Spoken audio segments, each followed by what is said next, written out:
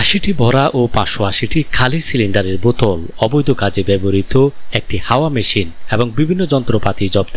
চন্দনাইশে অবৈধ cross feeling গুদামে এবার সেনাবাহিনীর অভিযান।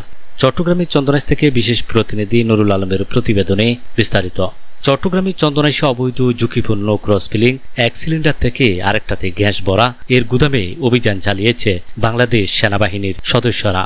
পরে ঘটনাস্থল থেকে ৮০টি ভরা ও ৫৮০টি খালি সিলিন্ডারের বোতল অবৈধ কাজে ব্যবহৃত একটি হাওয়া মেশিন এবং বিভিন্ন যন্ত্রপাতি জব্দ করেছেন। বুধবার ৭ মে চন্দনাইশ উপজেলার ৮ নম্বর হাসিমপুর ইউনিয়ন ২ নং ওয়ার্ড উত্তর হাসিমপুর সৈয়দাবাদ এলাকায় দিবাগত রাত ১টার দিকে সেনাবাহিনী গোয়েন্দা তথ্যের ভিত্তিতে চন্দনাইশ ক্যাম্পে দায়িত্বরত ক্যাপ্টেন আরেফ আসমাত জয়ের নেতৃত্বে এই অভিযান পরিচালনা করা হয়। তবে তার আগে আইন শৃঙ্খলা বাহিনীর উপস্থিতি টের পেয়ে পালিয়ে যাওয়ায় কাউকে আটক করা যায়নি।